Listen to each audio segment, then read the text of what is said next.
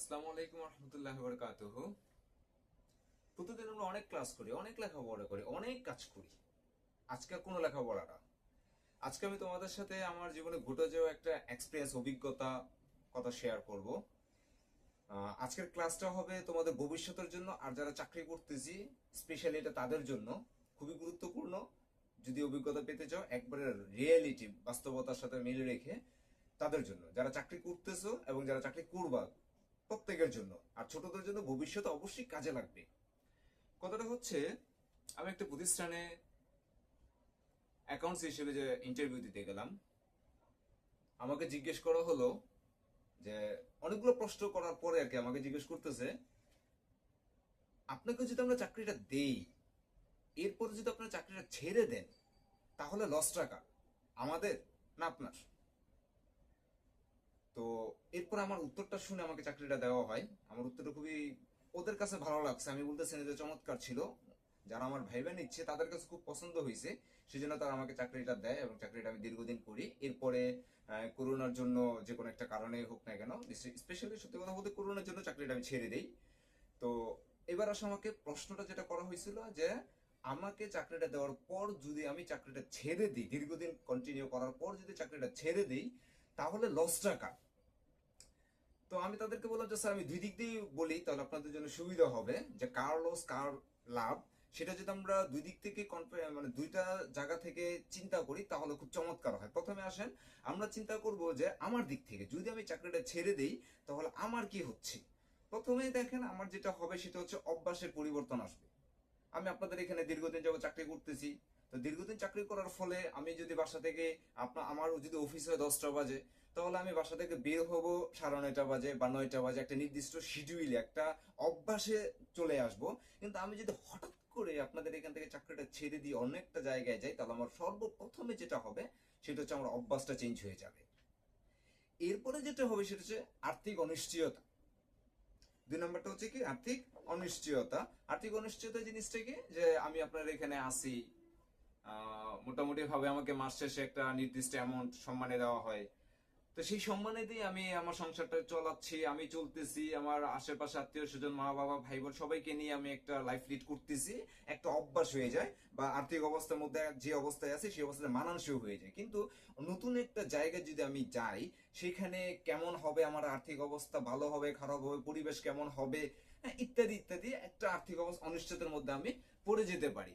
তারপরে যদি আমি চিন্তা করি স্যার, মানসিক টানাপোড়েনে পড়বো, অর্থাৎ এই যে একটা পরিবেশ তৈরি হয়েছে, আমি এই অফিসে অনেকদিন যাবত আসছি, অনেকগুলো কলিগ আছে আমার, আমার ম্যানেজার, এমডি, আমার ঊর্ধ্বতন কর্মকর্তা, আমার নিম্ন স্তরের কর্মকর্তা, সবার সাথে একটা আত্মিক সম্পর্ক তৈরি, একটা ফ্যামিলি, একটা বন্ডিং তৈরি হবে। হঠাৎ করে এই বন্ডিংটা ভেঙে যাবে, এটা আমার জন্য খুব কষ্টকর হবে। তো এরকম একটা টানাপোড়েনের মধ্যে আমাকে অনেকগুলো দিন পার করতে হবে। এরপরে যদি স্যার এতগুলো অসুবিধার মাঝে তিনটা অসুবিধা আর একটা হয়তো আমি সুবিধাটা পাবো, সেটা কি দেখেন, নতুন সম্ভাবনা তৈরি হবে আমার জন্য।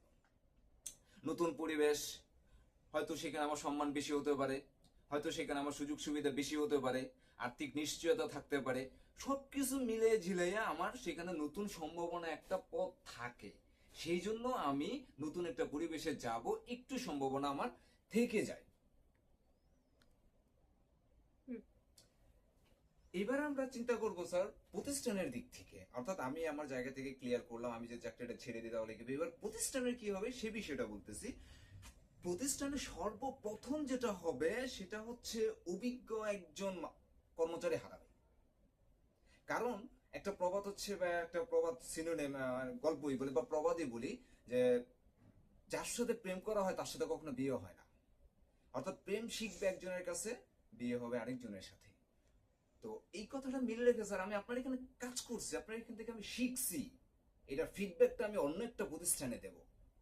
এই জন্য প্রতিষ্ঠান একজন শুধু কর্মচারীকে হারাবে না, একজন অভিজ্ঞ কর্মচারীকে হারাবে, যেটা প্রতিষ্ঠানের জন্য সবচেয়ে বড় লস। অর্থাৎ 1 বছর 2 বছর 3 বছর 1 মাস 2 মাস 6 মাস একটা কর্মচারীকে তৈরি করতে প্রতিষ্ঠান যে সময় ইনভেস্ট করবে, যে পরিশ্রম ইনভেস্ট করবে, দিন শেষে একটা কর্মচারী যদি সেখান থেকে চলে যায়, তাহলে প্রতিষ্ঠান কিছুই পাচ্ছে না। অন্য একটা প্রতিষ্ঠান একটা দক্ষ শ্রমিক পাচ্ছে, দক্ষ এমপ্লয়ি পাচ্ছে।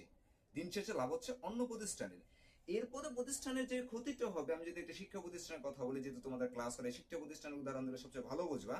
সবচেয়ে এরপরে যে ক্ষতিটা হবে সেটা হচ্ছে শিক্ষার্থীদের উপর প্রভাব বিস্তার হবে। অর্থাৎ একজন ভালো টিচার, আমি যদি ভালো টিচার হইতে ভালো ট্রেনার হয়ে থাকি, তাহলে অবশ্যই তোমাদের উপর একটা প্রভাব বিস্তার হবে। আমার প্রতি একটা রেসপেক্ট, আমার প্রতি একটা আলাদা সম্পর্ক, যে স্যার খুব ভালো বোঝায়। যদি আমি চলে যাই, অবশ্যই তোমাদের এই একটা ফিলিংস, একটা গ্যাপ তৈরি হবে, যে ইব্রাহিম স্যার থাকলে আরেকটু ভালো বুঝতাম, হয়তো আরেকটু ভালো বুঝতাম, হয়তো আরেকটু, ওই হয়তো আরেকটুটা কখনো আর পূর্ণ হবে না। এরপরে যেটা হবে, প্রতিষ্ঠানের মানে ধাক্কা লাগবে। প্রতিষ্ঠানের মানে ধাক্কা লাগবে। জিনিসটাকে দেখো, একজন ভালো শিক্ষক যদি চলে যায়, অভিভাবক ছাত্রদের আস্থা নষ্ট হয়ে যেতে পারে। যে প্রতিষ্ঠান ভালো শিক্ষকদের ধরে রাখতে পারে না, তারা এইখানে আসে ট্রেনার হিসেবে ট্রেনিং এর জন্য বা দক্ষ হওয়ার জন্য। যখনই তারা দক্ষ হয়, যখনই তারা মাস্টার ট্রেনার হয়, তখনই তারা এই প্রতিষ্ঠান ছেড়ে চলে যায়। সো এটা প্রতিষ্ঠানের জন্য কখনোই ভালো কিছু বয়ে আনবে না, একটা প্রতিষ্ঠানের জন্য এটা কখনোই ভালো কিছু না। সবশেষে যেটা হবে সেটা হচ্ছে শূন্যতা পূরণ করা খুব কঠিন হয়ে যাবে। একজন দক্ষ টিচার বা একজন অভিজ্ঞ টিচার যেটা আস্তে আস্তে এই পরিবেশে তৈরি হয়েছে, সেই টিচার যদি চলে যায়, তাহলে যে গ্যাপ তৈরি হবে, নতুন টিচার হয়তো আসবে, এই যে দক্ষ টিচার আসবে, কিন্তু একজন টিচার এখানে ছিল, স্টুডেন্টদের সাথে, কর্মচারীদের সাথে, পরিবেশের সাথে মিশে গেছে, ওই সময়টা নতুন একটা এমপ্লয়িকে এসে মিশতে, তৈরি হতে, ওই সময়টা আবার তার হচ্ছে একজন টিচার, আগে যে টিচারটা ছিল 2 বছর 3 বছর 1 মাস 2 মাস, ওই সময়টা তাকে এখানে ইনভেস্ট করতে হবে। তারপরে সে ওই আগের টিচারের বা আগের অবস্থানে যাবে। এবার যদি আমরা সবশেষে বাস্তবতায় আসি, বাস্তবতার ক্ষেত্রে বলতে হবে তাৎক্ষণিকভাবে সবচেয়ে বেশি ক্ষতিগ্রস্ত হচ্ছে প্রতিষ্ঠান। একজন কর্মচারীর চাইতে, একজন এমপ্লয়ির চাইতে সবচেয়ে বেশি ক্ষতিগ্রস্ত হচ্ছে প্রতিষ্ঠান। কারণ শিক্ষক, যেহেতু শিক্ষকের উদাহরণ দিয়ে আশা করি ভালো বোঝার, কারণ শিক্ষক চলে যাওয়া মানে প্রতিষ্ঠানের রক্তক্ষরণ। দীর্ঘমেয়াদে আমরা লাভ ক্ষতি নির্ভর করে নতুন জায়গায় আমি কোনো না কোনো সুযোগ অবশ্যই আমি পাবো, কিন্তু নতুন যে টিচারটা আসবে সে এই পরিবেশের সাথে খাপ খাওয়াতে পারবে কিনা, স্টুডেন্টদেরকে মেনে নিতে পারবে কিনা, স্টুডেন্টদেরকে ঠিক মতো দিতে পারবে কিনা কোনো একটা কিছু, ফিডব্যাকটা কেমন হবে, উনি কেমন হবে, একটা মানে শূন্যতা এখন পূর্ণ হতেও পারে, মাইনাসও যেতে পারে। তো উপসংহারে আমি বলবো যে একজন কর্মচারী যদি একটা প্রতিষ্ঠান থেকে চলে যায়, তাহলে অবশ্যই প্রতিষ্ঠানের লস হয় সবচেয়ে বেশি। আর যে চলে যাবে তার লস হয় বলা যাবে না, কারণ সে এই প্রতিষ্ঠান থেকে অন্য একটা প্রতিষ্ঠানে চলে যাচ্ছে তার ভালো হচ্ছে বলেই, নতুবা তো সে এইখানেই থাকতো।